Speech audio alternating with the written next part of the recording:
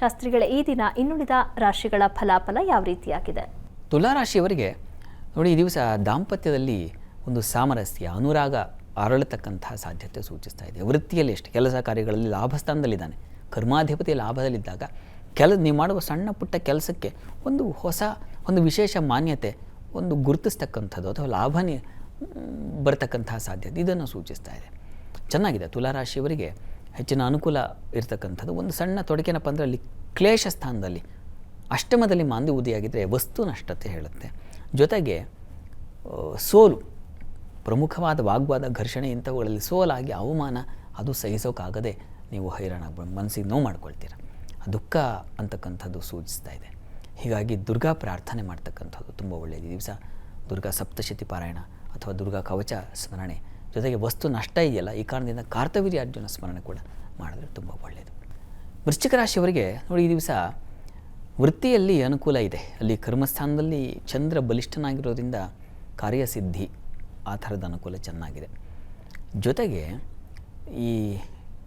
ಈ ಭಾಗ್ಯದ ಅಧಿಪತಿ ಆತ. ಹೀಗಾಗಿ ದೈವಾನುಕೂಲ ನಿಮ್ಮನ್ನು ಮೀರಿದ್ದು ನನ್ನ ಕೈಲಿ ಆಗ್ತಾಯಿಲ್ಲಪ್ಪ ಅಂತ ಪಕ್ಕಕ್ಕೆಟ್ಟೆ ಆದರೆ ಅದು ಯಾವುದೋ ಒಂದು ಸಹಾಯ ಆಯಿತು. ಆ ರೀತಿಯ ಒಂದು ಸಹಾಯ ನೀವು ಕಾಣಬಹುದು ಈ ದಿವಸ. ಆದರೆ ಸ್ವಲ್ಪ ದಾಂಪತ್ಯದಲ್ಲಿ ಪ್ರೀತಿ, ಪ್ರೇಮ ಇಂಥ ವಿಚಾರಗಳಲ್ಲಿ ಮನಸ್ತಾಪಗಳು ಏರ್ಪಾಡಾಗುತ್ತೆ. ವ್ಯಾಪಾರಿಗಳಿಗೆ ಸ್ವಲ್ಪ ತೊಂದರೆ ಸೂಚಿಸ್ತಾ ಇದೆ.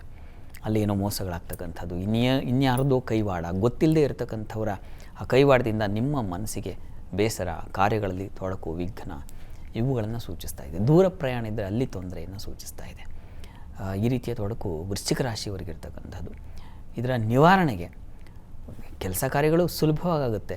ಈ ಒಂದು ತೊಡಕಿನ ನಿವಾರಣೆಗೆ ಲಕ್ಷ್ಮೀನಾರಾಯಣರ ಪ್ರಾರ್ಥನೆ ಜೊತೆಗೆ ದುರ್ಗಾ ಪ್ರಾರ್ಥನೆ ಎರಡೂ ಕೂಡ ಬಹಳ ಬಲವನ್ನು ತಂದುಕೊಡುತ್ತೆ. ಧನುಸ್ಸು ರಾಶಿಯವರಿಗೆ ನೋಡಿ, ಕರ್ಮಾಧಿಪತಿ ವ್ಯಯದಲ್ಲಿದ್ದಾನೆ. ಹೀಗಾಗಿ ಪರಿಶ್ರಮ ಹೆಚ್ಚು, ಕೆಲಸದಲ್ಲಿ ಪರಿಶ್ರಮ ಹೆಚ್ಚು. ಚಂದ್ರ ಚೆನ್ನಾಗಿದ್ದಾನೆ. ಈ ಕಾರಣದಿಂದಾಗಿ ದೇವತಾ ದರ್ಶನ, ಕ್ಷೇತ್ರ ದರ್ಶನ ಅಂತೀವಲ್ಲ, ಅಂಥದ್ದು ಎಲ್ಲೋ ಒಂದು ವಿಹಾರ ಹೊರಟು ಒಂದು ದೇವ ದರ್ಶನ ಮಾಡ್ಕೊಂಬರೋಣ ಅಂತ. ಆ ರೀತಿ ಕುಟುಂಬದಲ್ಲಿ ಒಂದು ಪ್ರಯಾಣ ಇದೆ.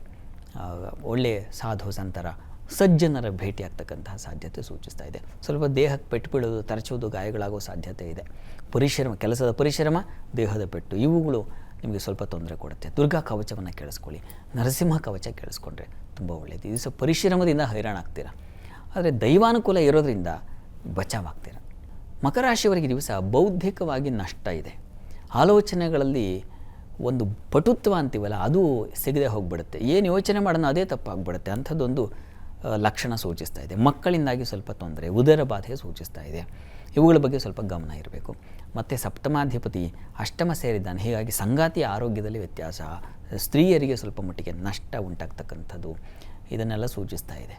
ಅಂದರೆ ಯಾರೂ ನಿಮಗೆ ಸೌಖ್ಯವನ್ನು, ಮನಸ್ಸಿಗೆ ಸಮಾಧಾನ ಏರ್ಪಾಡು ಮಾಡಿಕೊಡ್ಬೇಕು, ಅಲ್ಲೆಲ್ಲ ಈ ಥರ ತೊಡಕಿನ ಗ್ರಹಗಳು ಅಂದರೆ ಅಶುಭ ಗ್ರಹಗಳು ಹಾಗೂ ನಷ್ಟ, ಸಪ್ತಮಾಧಿಪತಿ ಅಷ್ಟಮಕ್ಕೆ ಹೋದರೆ ನಷ್ಟ ತಾನೆ, ಇಂಥದ್ದೊಂದು ಲಕ್ಷಣ. ಈ ಕಾರಣದಿಂದಾಗಿ ಸ್ವಲ್ಪ ಇರುಸು ಮುರುಸಾಗುತ್ತೆ, ಮನಸ್ಸಿಗೆ ಪೆಟ್ಟು ಬೀಳೋ ಸಾಧ್ಯತೆ ಇದೆ.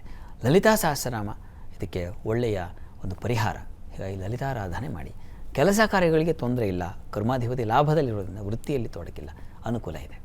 ಕುಂಭರಾಶಿಯವರಿಗೆ ದಿವಸ ನೋಡಿ, ಪ್ರಯಾಣದಲ್ಲಿ ತೊಂದರೆ ಸೂಚಿಸ್ತಾ ಇದೆ. ಮಾಂದಿ ಚತುರ್ಥದಲ್ಲಿದ್ದಾಗ ಪ್ರಯಾಣದಲ್ಲಿ ತೊಂದರೆ, ಬಂಧು ಮಿತ್ರರಲ್ಲಿ ವಿಶ್ವಾಸ ಹೋಗುತ್ತೆ. ಆತ್ಮವಿಶ್ವಾಸ ಬೇರೆ, ಈ ಮಿತ್ರರಲ್ಲಿ ಬಂಧುಗಳಲ್ಲಿ ಇರ್ತಕ್ಕಂಥ ವಿಶ್ವಾಸ ಬೇರೆ. ಅದು ಮಿತ್ರರ ವಿಶ್ವಾಸ, ಬಂಧುಗಳ ವಿಶ್ವಾಸ ಹೊರಟೋಗುತ್ತೆ. ಏನೋ ಒಂದು ವಿರೋಧ ಬರ್ತಕ್ಕಂತಹ ಸಾಧ್ಯತೆ.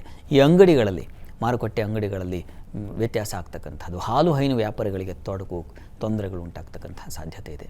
ಸಂಗಾತಿಯ ಸಾಮರಸ್ಯ ಚೆನ್ನಾಗಿರ್ತದೆ. ಸ್ವಲ್ಪ ಅವರ ಒಂದು ಮಾತು ಅಥವಾ ಅವರ ಒಂದು ಸಲಹೆ ನಿಮಗೆ ಅನುಕೂಲ ಉಂಟು ಮಾಡಿಕೊಡುತ್ತೆ. ಇನ್ನು ವೃತ್ತಿಯಲ್ಲಿ ಅನುಕೂಲ ಇದೆ, ಲಾಭ ಇದೆ, ಚೆನ್ನಾಗಿದೆ, ಆತಂಕ ಬೇಡ. ಈ ದಿವಸದ ಮಟ್ಟಿಗೆ ನೋಡಿ, ಈ ಪ್ರಯಾಣದಲ್ಲಿನ ತೊಡಕು ನಿವಾರಣೆ ಇದಕ್ಕೆ ವಿಷ್ಣು ಸಹಸ್ರನಾಮ ಒಂದು ಪಾರಾಯಣ ಮಾಡಿ. ನಂತರದಲ್ಲಿ ಅಲ್ಲಿ ಅದು ಚತುರ್ಥ ಸೌಖ್ಯ ಸ್ಥಾನ, ಅಲ್ಲಿ ಮಾಂದಿ ಉದಯ ಆದಾಗ ಪರಶಿವನ ಆರಾಧನೆ, ಶಿವನ ಒಂದು ಸಹಸ್ರನಾಮ ಹೇಳ್ಕೊಳ್ಳೋದು, ವಿಷ್ಣು ಸಹಸ್ರನಾಮ, ಶಿವ ಸಹಸ್ರನಾಮ ಎರಡೂ ತುಂಬ ಒಳ್ಳೆಯದು. ಈ ದಿವಸ ತಾವು ಹೇಳಿಕೊಂಡ್ರೆ. ಮೀನರಾಶಿಯವರಿಗೆ ದಿವಸ ಸ್ವಲ್ಪ ಭಯದ ವಾತಾವರಣ ಇರ್ತದೆ. ಸಹೋದರು, ಸೇವಕರು ಇಂಥವರಿಂದ ತೊಂದರೆ, ಕಿವಿ, ಗಂಟ್ಲು ನೋವು, ಬಾಧೆ ಇವುಗಳನ್ನ ಸೂಚಿಸ್ತಾ ಇದೆ. ಸ್ವಲ್ಪ ಅಂಜಿಕೆಯ ದಿವಸ. ಶತ್ರುಗಳು ದೂರ ಆಗ್ತಾರಾದರೆ ಅವರನ್ನು ಮೆಟ್ಟಿ ನಿಲ್ಲುವ ಶಕ್ತಿ ಬರ್ತದೆ. ಕೆಲಸ ಕಾರ್ಯಗಳಲ್ಲಿ ತೊಡಕಿಲ್ಲ, ಕೆಲಸಗಳು ಸುಲಭವಾಗಿ ಸಾಗುತ್ತೆ. ಬಲ ಇದೆ, ಅಲ್ಲಿ ದಿಗ್ಬಲ ಕುಜ. ಹೀಗಾಗಿ ಕಠಿಣವಾದ ಕೆಲಸವನ್ನು ಸುಲಭದಲ್ಲಿ ಮಾಡ್ತೀರಾ. ಆದರೆ ಸ್ವಲ್ಪ ಆರೋಗ್ಯ ವ್ಯತ್ಯಾಸದಿಂದಾಗಿ ನಾಗಕವಚ ಕೇಳಿಸ್ಕೊಳ್ಳೋದು, ಹೇಳ್ಕೊಳ್ಳೋದು, ಶ್ರದ್ಧೆಯಿಂದ ಹೇಳ್ಕೊಂಡ್ರೆ ತುಂಬ ಒಳ್ಳೆಯದು. 12 ರಾಶಿಗಳವರು ರಾಶಿ ಗೊತ್ತಿಲ್ಲ ಅಂತಕ್ಕಂಥವ್ರು ಈ ದಿವಸ ಹೇಳ್ಬಹುದಾದ ಮಂತ್ರ ಅಂದರೆ ಓಂ ಶರ್ವಾಯ ನಮಃ. ಈ ಮಂತ್ರವನ್ನು ಹೇಳ್ಕೊಂಡ್ರೆ ತುಂಬ ಒಳ್ಳೆಯದು. ಸರಿ ಶಾಸ್ತ್ರಿಗಳ, ಇವತ್ತಿನ ಸಂಚಿಕೆಯಲ್ಲಿ ಈ ದಿನದ ವಿಶೇಷತೆ ಜೊತೆಗೆ 12 ರಾಶಿಗಳ ಫಲಾಫಲದ ಬಗ್ಗೆ ತಿಳಿಸ್ಕೊಟ್ರಿ. ಹಾಗೆ ನಮ್ಮ ವೀಕ್ಷಕರು ಕಳುಹಿಸಿದಂತಹ ಸಂದೇಶಗಳಿಗೆ ಸಲಹೆ, ಸೂಚನೆ, ಪರಿಹಾರಗಳನ್ನು ಸೂಚಿಸಿದ್ರಿ. ಧನ್ಯವಾದಗಳು. ಸರ್ವೇ ಜನಾಃ ಸುಖಿನೋ ಭವಂತು, ಸಮಸ್ತ ಸನ್ಮಂಗಳಾನಿ ಭವಂತು. ಎಲ್ಲರಿಗೂ ಶುಭವಾಗಲಿ. ವೀಕ್ಷಕರ, ಇದಾಗಿತ್ತು ಇವತ್ತಿನ ಜಾತಕ ಫಲ ಕಾರ್ಯಕ್ರಮ. ನೇರ, ದಿಟ್ಟ, ನಿರಂತರ ಸುದ್ದಿಗಾಗಿ ನೋಡ್ತಾ ಇರಿ ಏಷ್ಯಾನೆಟ್ ಸುವರ್ಣ ನ್ಯೂಸ್.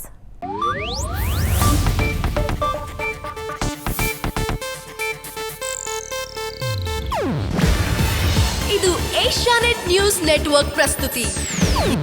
ನೀವು ನೋಡ್ತಿದ್ದೀರಾ ಏಷ್ಯಾನೆಟ್ ಸುವರ್ಣ ನ್ಯೂಸ್.